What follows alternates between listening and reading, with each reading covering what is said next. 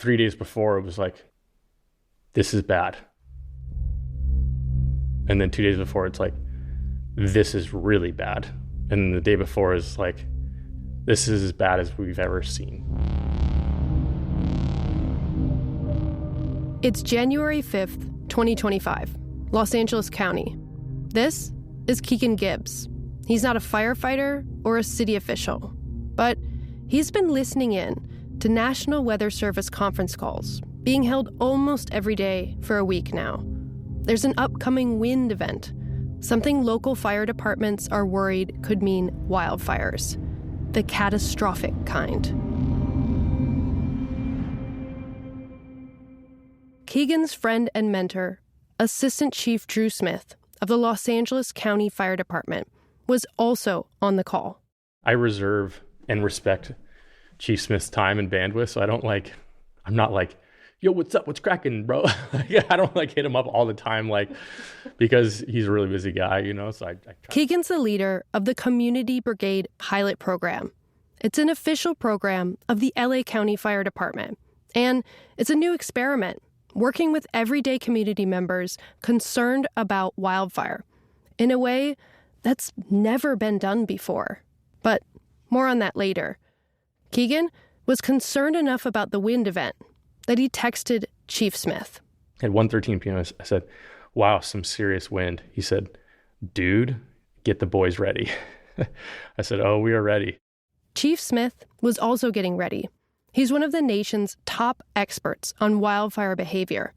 These conditions are the stuff of nightmares, the kind that keep Southern Californians awake at night, listening for the wind.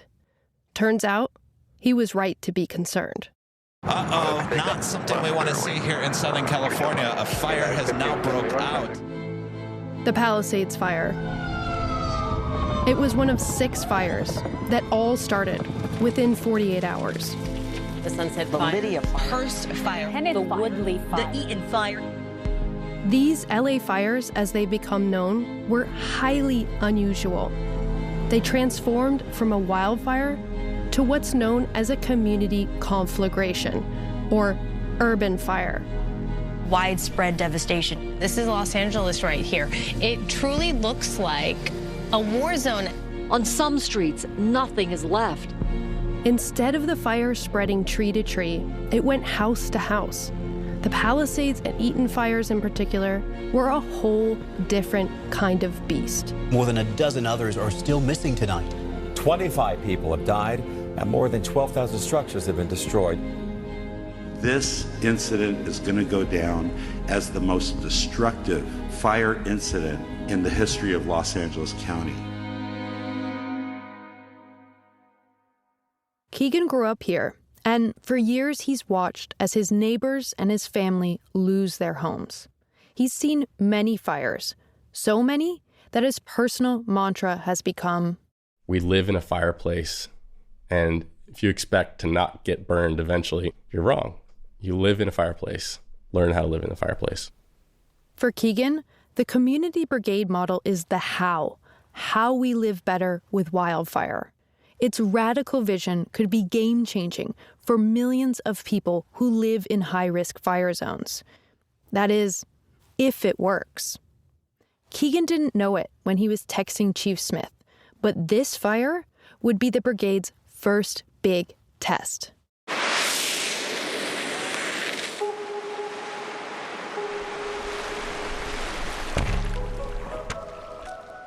From PRX and Wavemaker Media, this is the Palisades Fire podcast, a 2-part special, and I'm your host, Adriana Cargill.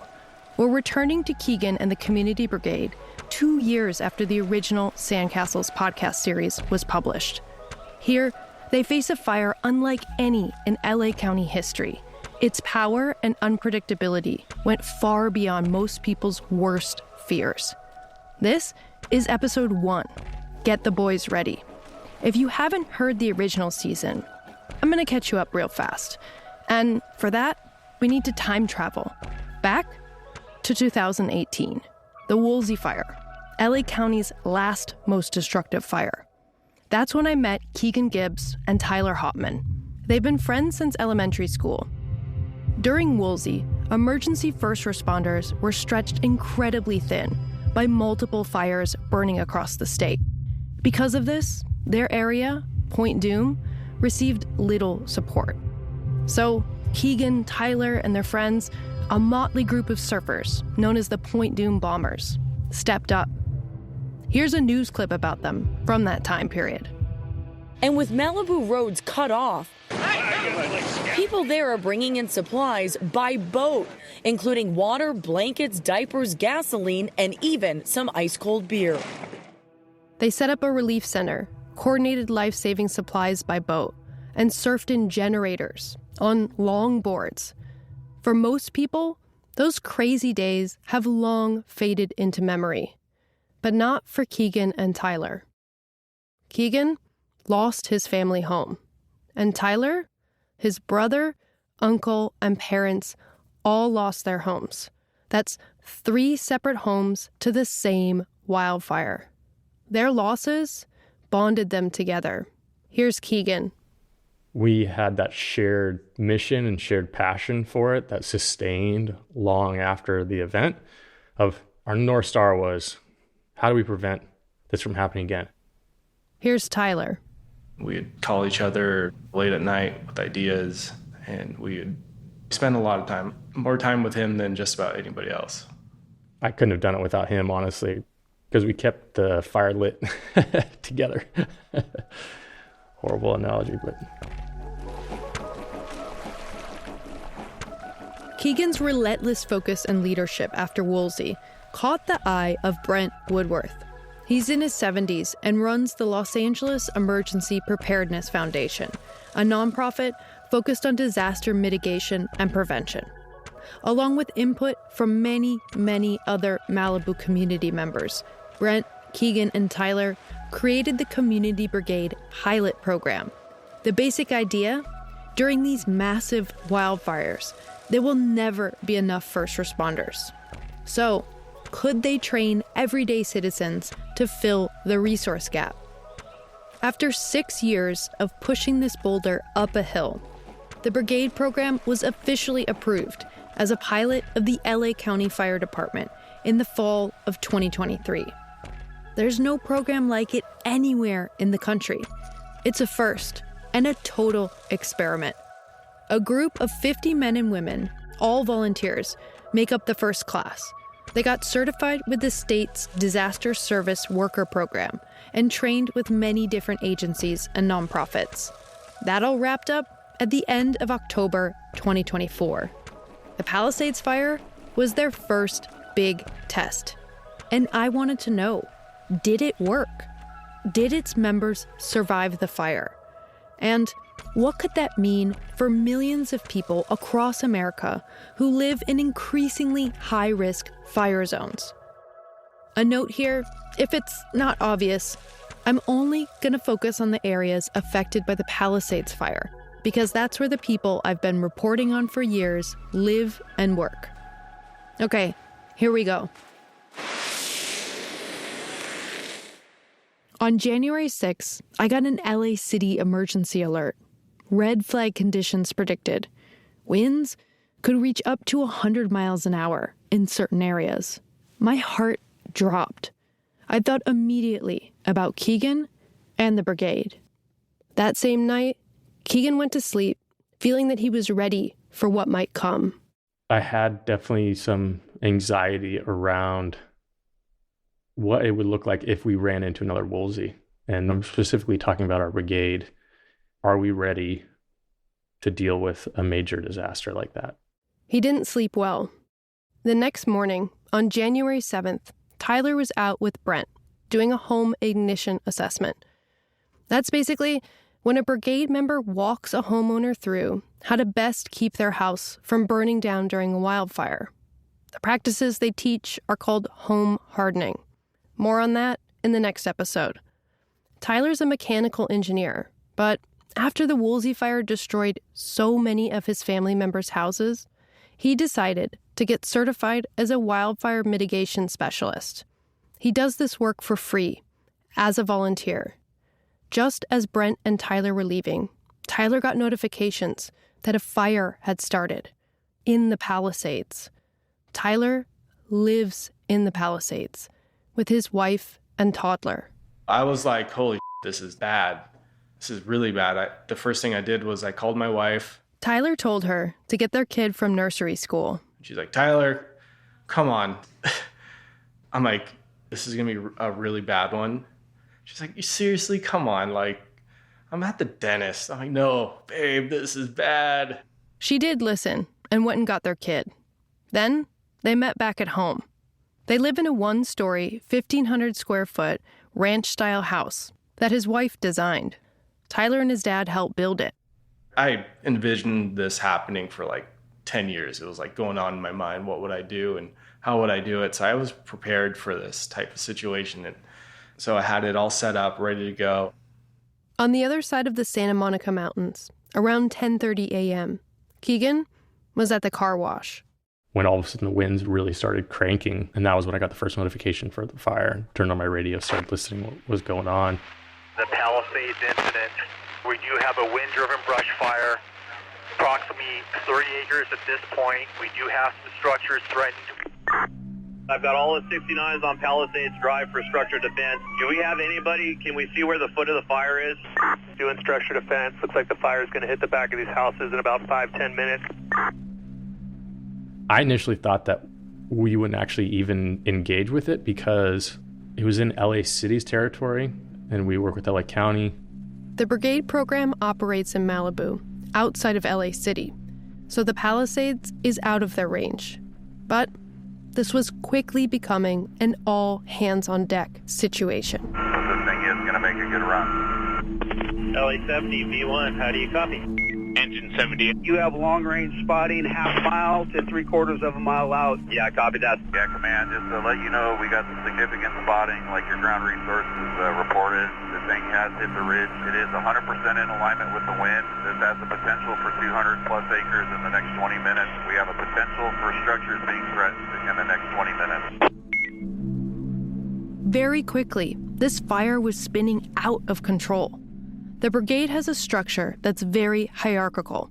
It mimics the fire departments. During an incident, Keegan is the brigade's task force leader. That means he's the key man between officials and brigade members. All assignments go through him. There's 7 neighborhoods who each have a crew lead or group leader who interfaces with Keegan. He immediately texted all the crew leads. Hey, let's just stand by, but be ready. I'm going to go drive to the command post for the fire and try and see what's going on. It took Keegan around an hour to get to the incident command post, which is perched on top of a cliff between the ocean and the PCH. Quickly, LA County got involved. Amount of area involved, acres. Yeah, copy that. I just want to confirm you said 200 acres at this time? Yes, that would be my best guess right now. I finally get to the command post. I see Chief Smith, and I could see it on Drew's face as soon as I saw him. It's about 11:30 a.m. now, and the normally cool as a cucumber fire chief was looking tense. Gusts were up to 30 miles per hour. Advise if you need more resources. Roger, let's make sure we knock it down here. The winds are picking up a little bit, so we don't want this moving anywhere else. And wind was absolutely ripping, really, really, really strong. LA County Sheriff Captain Jennifer Situ and Chief Smith talked, and then turned to Keegan. And said, all right, Keegan, we need you guys, how many guys do you have? I said, I think we've got about 20 right now that are on the way. I said, can you break up into 2 groups, and could you start working on evacuation for Sunset Mesa, which is above the Getty Villa, and Big Rock? And when they said Big Rock, I said, Big Rock? And Jen looked at me and said, Big Rock. And I was like, huh. Like, that's pretty far over. You're listening to the Palisades Fire. More after the break. Keegan was unsettled by how far Sunset Mesa and Big Rock neighborhoods are from each other. About 2.5 miles on the PCH. And in between them is Topanga, where around 10,000 people live. All these areas are steep canyons with limited escape routes. Could the fire move that fast? he contacted the crew leads and sent their guys out. During an incident, there are 3 main things brigades do. First, and most important, is life safety. Evacuations are the number 1 priority, getting as many people out as quickly as possible. See, command wants to issue an evac warning for that area, for all those Palisades area. Z copies, evac warning for the whole area. The first official evacuation order for the Palisades Fire went out at 12:07 p.m. In these type of wildfires, the need for more boots on the ground is absolutely there. But for everyday citizens to help, they need permission to stay when mandatory evacuations go in place. LA County Chief Anthony Maroney had to make that call.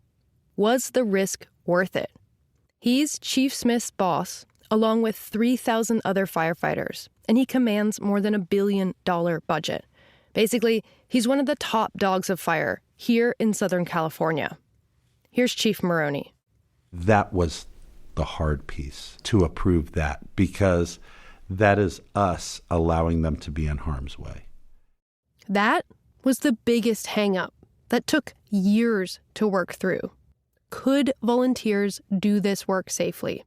Could they stay behind fire lines and not lose their lives?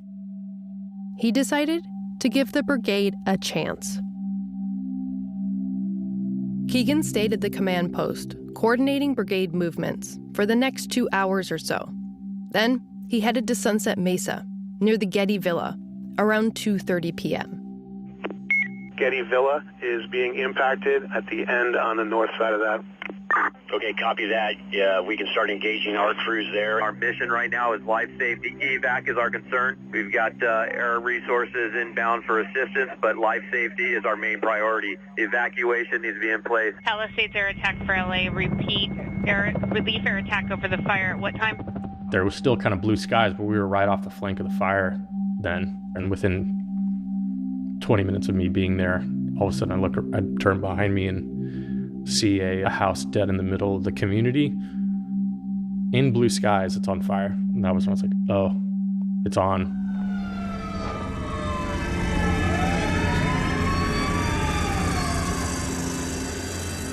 The wind shifted, the sky turned black, thick smoke was everywhere, and a hurricane of embers sprinted down the mountainsides towards them.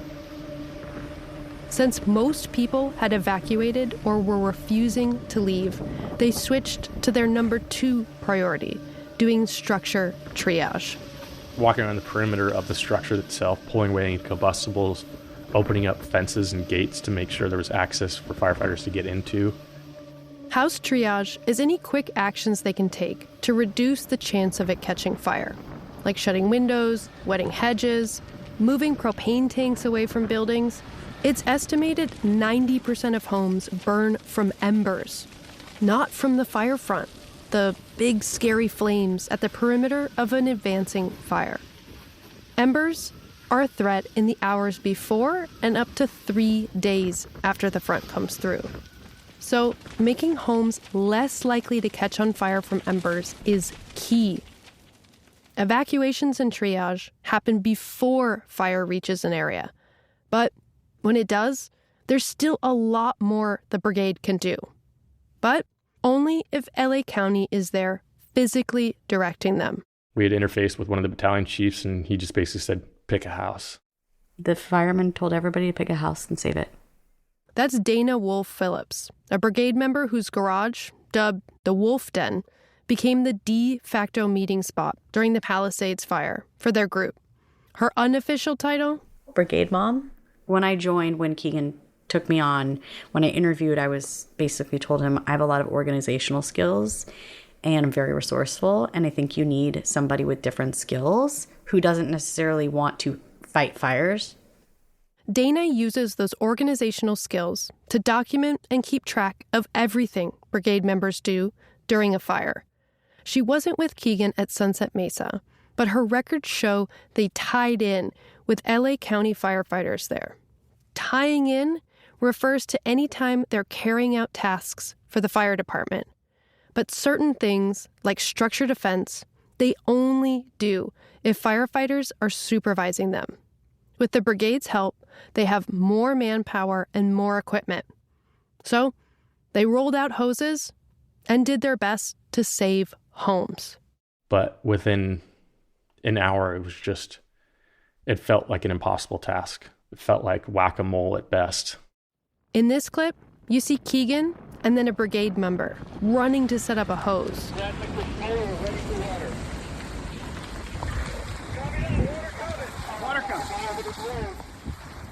The brigader's in someone's backyard, and he's getting into what looks like a crouched defensive position, with the hose between the house and a wall of flames just behind some trees. And the wind was out of control. I saw helmets flying, and I remember seeing trash cans just lifted in the air, just flying down the street. This clip is from around that time. You can see a recycling bin being blown down the street, and aluminum cans are flying everywhere. That's that metal noise you can hear. Smoke that's a sickly yellowish gray is billowing overhead. It's coming over houses like smoke bursting out of a rocket as it takes off. That was impressive, Gus. Dana's mom and stepfather live in the Palisades, and she was concerned about their house. So she went to check on it. It wasn't exactly easy to get there. We have fire impacting Sunset Boulevard, multiple people in cars. LAPD is here. It's just full gridlock, people abandoning cars. 100, 100, abandoned vehicles. Sunset, completely impassable. As others fled, Dana drove in. It's windy, this is dynamic and dangerous. We see at least 3 or 4 homes in flames. And just watching this situation, it's spreading so fast because some of these wind gusts are 50, 60 miles an hour. There you see. This news segment was shot right in front of Dana's house at 2:44 p.m. The reporter then motions to Dana in the background. There you see a homeowner. She has been so worried about this spreading across the street to her house, but I just heard her on the phone. She's just frantic. She was calling brigade members, asking for help. I was there completely alone until Tyler came. Brigade members live in fire-prone areas, which means their home might be threatened. So, in situations like these, they can choose to report for brigade duties or not. Both Tyler and Dana were concerned about their homes. So I want to be clear that at this moment, they're on their own. They're not working in coordination with the brigade. When he came, and I don't think he even understands like how much that impacted my life for someone to come. That is an incredibly selfless act. His house was threatened. He knew it. Tyler hooked his hoses into the fire hydrant across the street and said to Dana, he looked at me and said, "Dana, we got this." They did a quick triage. Then Tyler was worried about his place, so he headed home. At around 5 p.m., Keegan went back into the Palisades to help out one of the brigade teams that was tied in with LA County firefighters. So what you're looking at is the upper part of Palisades High School. Here's a clip from 5:39 p.m. taken by one of the brigade members, about the time Keegan was there. This is a nightmare. Literally. This has got to be the worst fire in LA history. Holy. In the video, the hillsides are a dark brown, spotted with glowing crimson patches. Their centers, the color of hot coals. The smoke was so thick that everything is blurry. And that was when one of our trucks broke down, got stuck. And then that sidelined me and us for a while, because now all of a sudden I'm worrying about not only one of our trucks in a really bad area, but also a couple of my crew members. They got it unstuck, but the broken truck needed to be escorted back to Point Doom to make sure the driver, Aaron Martirosian, would be safe. This was sometime around 6 p.m. Here's clips from Aaron on that drive. Whoa, whoa, whoa. You see the right side of the road, the mountainside, completely on fire, like a waterfall of orange. And the left side, the ocean one with houses, also on fire. For me personally, that was where the turning point of the fire was. That drive from the Palisades to Big Rock felt like an eternity. It felt like everything was going in slow motion all of a sudden. Because I'm listening to the radio. The Getty Village Museum is advising a structure's catching. We'll get you resources as we can. Right now we have nothing. We're working as best we can, but keep your folks mobile and make sure that the civilians are out of the way. And I'm driving down PCH, a place I'm very familiar with. I'm driving past the Real Inn, which at this point was already just gone. Wiley's gone. Structures on the beach burning. We are having multiple structures impacted along PCH in the areas on both shoulders of the fire. We've got reports of civilians trapped on Coco and Aloha within the mobile home park. And I'm listening to the radio traffic, hearing reports of burn victims. I just pulled the guy out of the fire. I'm on the way going north. Copy. Hey, we have a civilian with a fractured femur. We're going to self-extract with one of our vehicles at Fire Station 88 in Malibu. I think at that point there was a 25-year-old female firefighter that had a head injury that was knocked unconscious for 30, 45 minutes. Resource with priority, go ahead. Unit calling in, firefighter injury. Everything felt like it was descending into total mayhem. And then, just after 6:20 p.m., another fire on the complete other side of the city, on Altadena Drive, had started. We are covering breaking news right now of the Palisades Fire. Another fire breaking out right now. This one is being called the Eaton Fire. So many resources are moved over to Pacific Palisades, and that's a desperate situation with so many homes going up in flames. What if this one continues to increase rapidly, and as we saw, they cannot get air support overhead? Yeah. So that is a major catastrophe waiting to happen.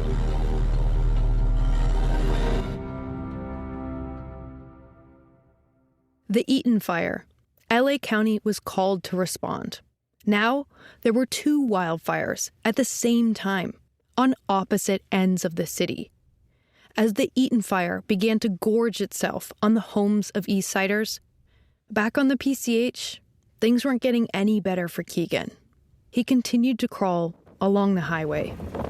I remember just like in slow motion, looking to my left and going, oh wow, that's Lloyd Ahern's house that's totally on fire. And then looking down and seeing Lloyd Ahern on the side of the road with like 8 firefighters around him, all like saucer-eyed, and he's just got blood pouring down his face and he's laying on the side of the road. And I'm just like, I went to go stop. Here's Aaron talking to Keegan on that drive. If you listen closely, you can hear Keegan stuttering on the radio. Hey, Go ahead. Go ahead and stop. In this video, Keegan's in a white pickup truck, driving just in front of Aaron. Not a single streetlight is on. The sky is bright orange, even though it's clearly night out. Well, they got it handled. I had to just keep going because I was at that point still escorting the truck to make sure it made it to Point Doom. Roughly where are you going to be? Because I'm guessing you're not going to escort all the way back to Point Doom now if you don't have to. But where do you think you're going to be at? When the truck was safely past the fire zone, he called everyone available to meet up at the entrance to Big Rock Canyon on the PCH. That's about 4 miles to the east of the iconic Malibu Pier and Surfrider Beach. It's where they were originally doing evacuations a couple hours earlier. And I pulled over at Big Rock, and Big Rock was already being impacted. And I already had a knot in my stomach because I always wanted to be able to do more for Big Rock. By do more, he means make sure everyone is evacuated and triage all homes if possible. Given the speed this fire moved at, that was definitely impossible. We have several crew members that have places there, and I was just looking at the most erratic fire behavior I've ever seen, and all of our guys are just looking at me like, what do we do? And then I see a buddy of mine who's a filmmaker, and he pulls up, and he's white-faced. Not even saucer-eyed, just white-faced. I'm like, what up? He's like, well, I just saw my first dead body. And I was just like, I was like just frozen. Because I don't know where to go from here.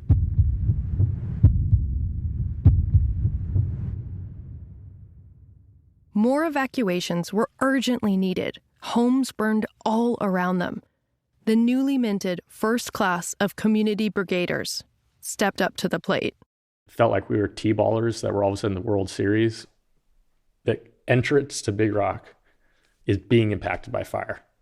I can't send a truck up there because it would be way too dangerous. And then all of a sudden on the radio, I hear Tyler, my best friend, going like, I need help over at my place. My place is now being impacted by fire. We're losing houses on my street. Never before had a wildfire like this hit such densely populated areas in Los Angeles. They decided to drive into the Palisades to help Tyler.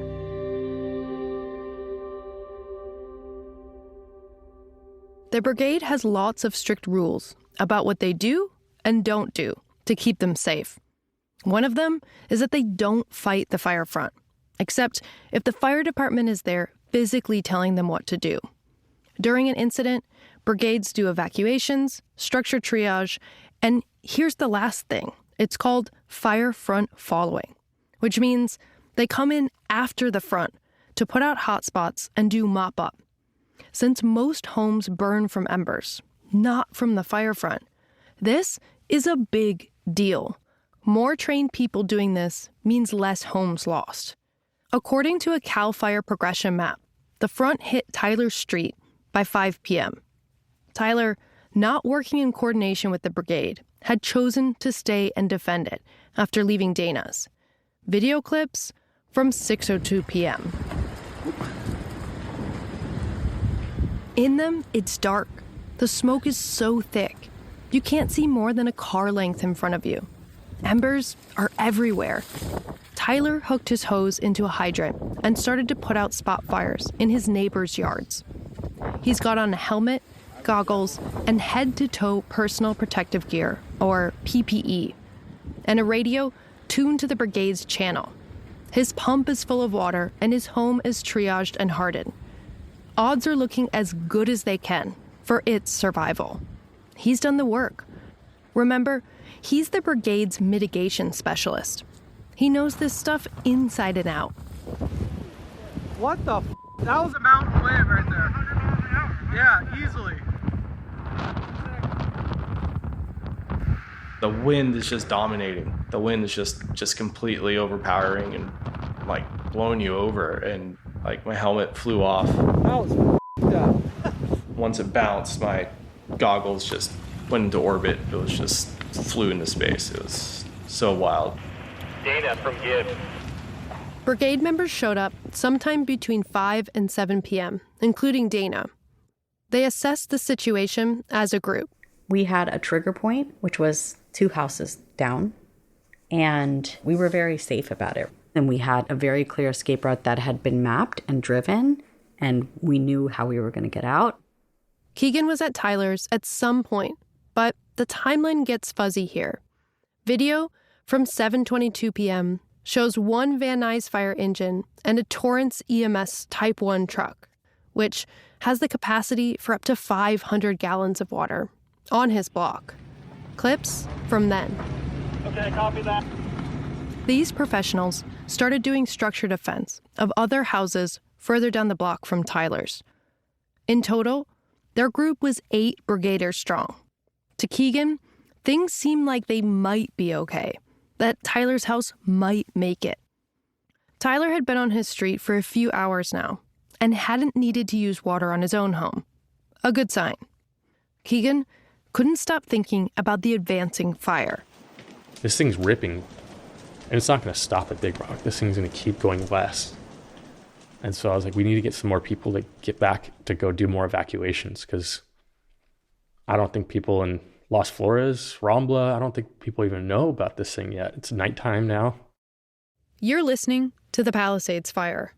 More after this break. Las Flores Canyon was the next area to the west of Big Rock in the fire's advancing path. Rambla Pacifico is a main street there. Feeling like Tyler's situation was as under control as possible, Keegan took a couple brigade members to do evacuations up Las Flores Canyon. Dana stayed with Tyler, along with 2 other brigade members. We'd go up Rambla the first time, make it to the top, do a bunch of door knocks, and a lot of people. It was frightening how many people weren't aware or had no plan to leave or were planning on staying, that were very ill prepared in a very, very, very dangerous area. They had trained for this. The brigade would spend much of the rest of the night getting people out. We saw a guy just standing in the middle of the road. What are you doing, sir? He's like, just watching the fire. Are you getting out of here? What's your plan? He's like, no, I'm going to stay. And his house was in a really bad area with a ton of big pine trees all over his house. And I said, really think that's a really bad idea. I really suggest you leave. And he was like, should I get my wife and my kid out of here? I'm like, absolutely. They need to leave immediately. He tells them he lost a home in Woolsey, and they should video every room and everything in it to prepare to lose it. And then he's like, well, my 2 neighbors are staying too in this same steep driveway. I said, okay, we'll go talk to them. We go to one of the neighbors' house. There was 3 or 4 cars in the driveway at this house. We walk up to the door, start banging on the door. All the lights are out. Banging on the door. Fire department, shining our flashlight in there. Nobody answers the door. Like, okay, well, I guess maybe they left, whatever. And we're walking back to the car, and all of a sudden we hear the door open. We turn around, and there's this guy in his, like, had to have been in his late 80s or something, basically wearing his pajamas, no shoes, and he'd clearly just woken up. Hey, sir, are you getting out of here? He said, oh, why? Should I? I don't even think we even said anything. We just paused and just stared at him, turned around, and looked at the whole ridge that's on fire that's heading towards us. We said, absolutely. You need to get out of here. He says, dangerous? Absolutely. Okay. Well, nobody told me. I didn't know to leave. I didn't get any notifications. The power's out. It's like he probably doesn't have backups. His cell phone probably doesn't even work. He's probably not even signed up for stuff. He's in his 80s, and that's a huge part of the problem right now with evacuation notifications. I asked if his house survived. Yeah, and miraculously that house survived. But the first house, the guy with his wife and his kid was lost. All brigade members who did evacuations had stories like this. People unaware, people refusing to leave, people completely unprepared.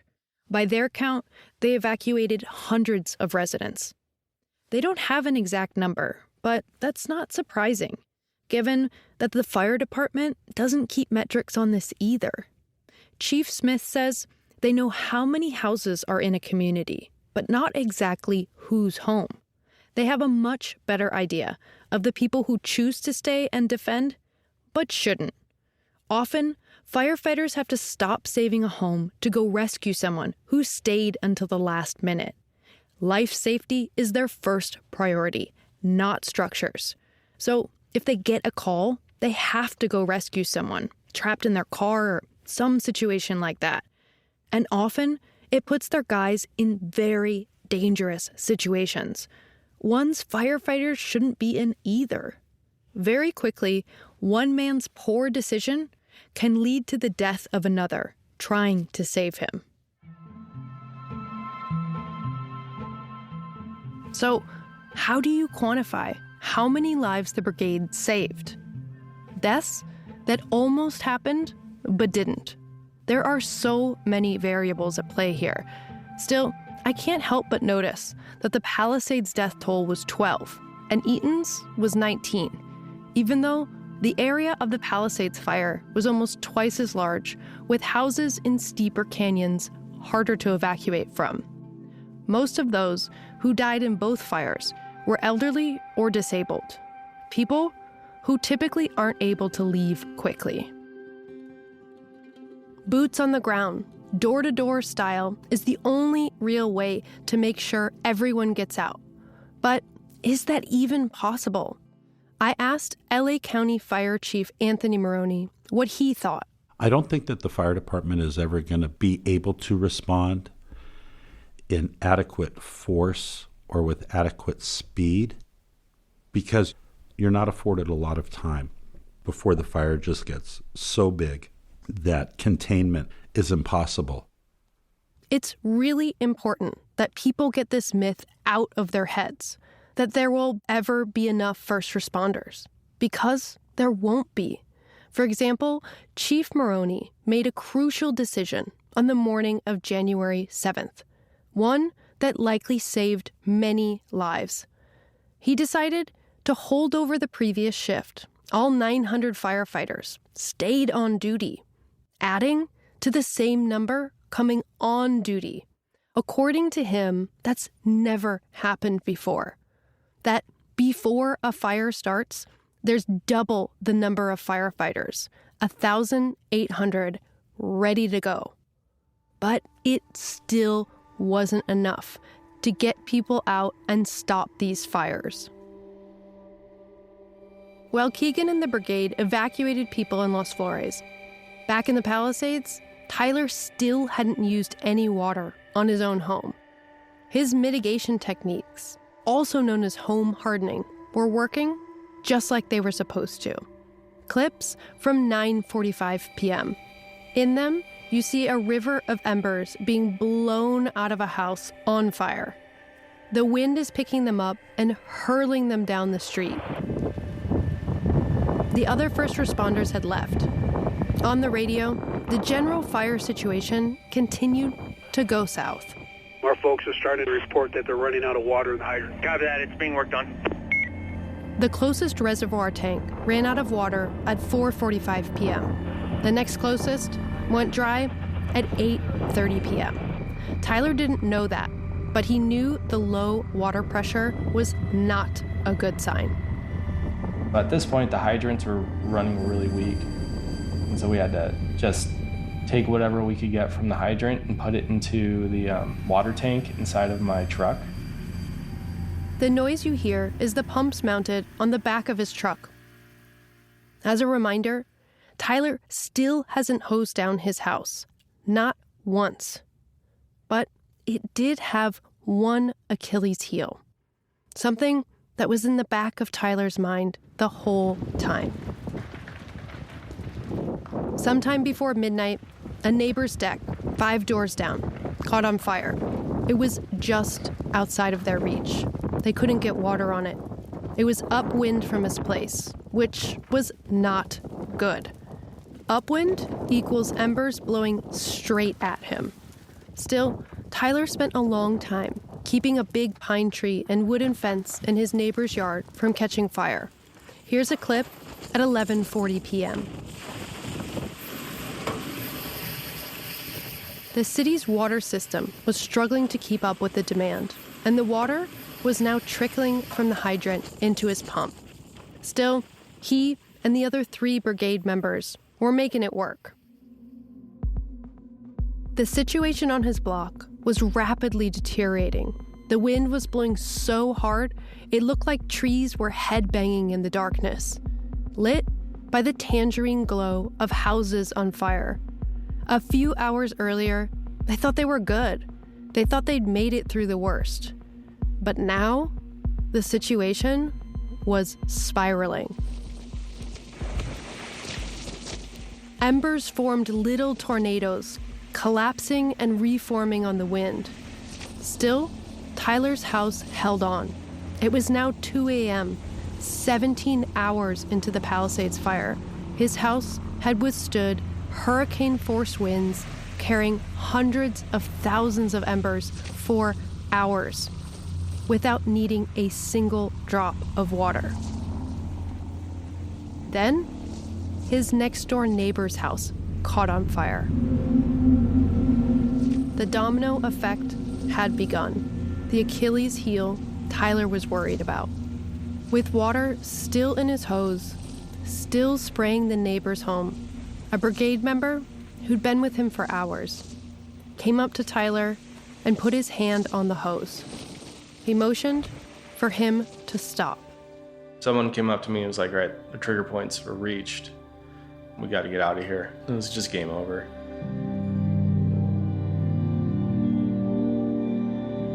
Here's Dana Wolf-Phillips again. Because there was nothing they could do. They didn't have water on the truck, and there was no water out of the hydrant. What can you do? They were outmatched. The radiant heat the house next door was about to kick off was out of their league. A single hose with limited water was no match for an entire block of homes on fire in a neighborhood in a city that was now consumed in flames.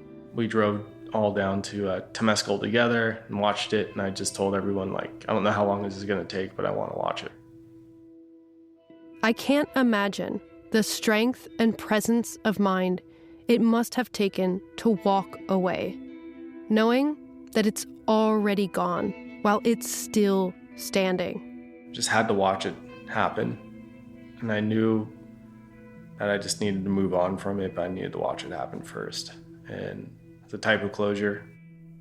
Tyler stayed and watched it go up. I was about to vomit and could not stay. That's probably one of my worst moments. Dana wanted to give him space, but later regrets leaving him alone. It was late. She and everyone else were exhausted. They all left Tyler alone to watch. Tyler's wife and child had already evacuated earlier, so they were safe. Tyler sat on his truck on the side of the road onto Temescal Canyon. His house is at the top of the canyon, so he could see it from a safe distance. At 2:51 a.m. on January 8th, he filmed it, looking up from the road. You can see both the neighbors' homes, engulfed in huge flames on either side. There's black in between them. Tyler's house was still holding on. And then, flames erupt from it.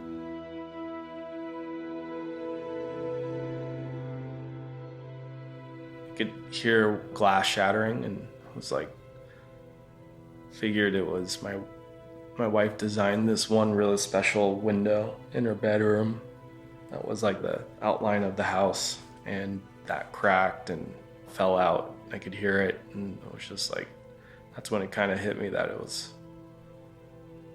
just couldn't believe it happened. It happened again. Again, Tyler's parents, his uncle, and his brother lost their homes in the Woolsey fire. That was 7 years ago. I had that presence of mind to just let go. Tyler's not sure how long he watched it for, but eventually he put his keys in the ignition, put his truck in drive, and drove to the brigade meetup spot. The news had already spread before Tyler arrived. I tried calling him. I couldn't get a hold of him, but people told me that he was safe because they said, hey, he drove down to Temescal and he just wanted to have some alone time to kind of watch his place burn. And it just broke my heart. When he got there, his fellow brigade members gave him hugs and embraced their friend. About 75% of the buildings in the Palisades were lost. Imagine that. 3/4 of your neighborhood evaporated just like that. Gone right before your very eyes. Tyler's eyes were bloodshot from all the smoke and embers. Remember, his goggles flew away.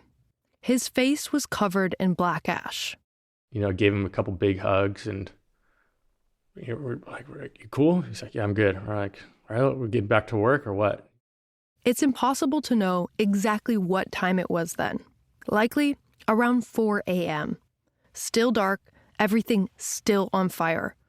Most of the brigaders had gone home to bed, but Keegan, Tyler, and a few others set off up the mountainside into Las Flores Canyon to do more evacuations.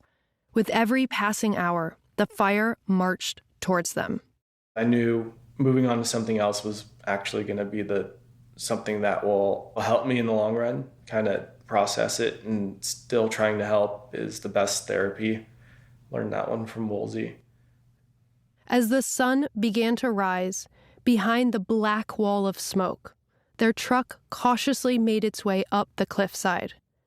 What they found in Las Flores Canyon and why it matters for the future of Los Angeles. That on the next episode of the Palisades Fire.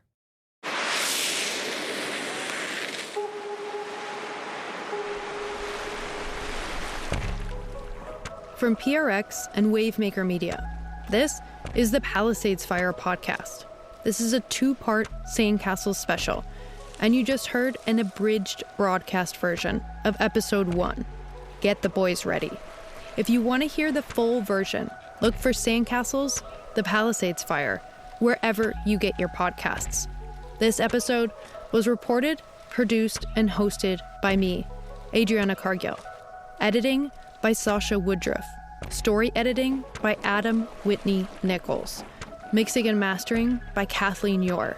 Music composition by Marcelo de Oliveira.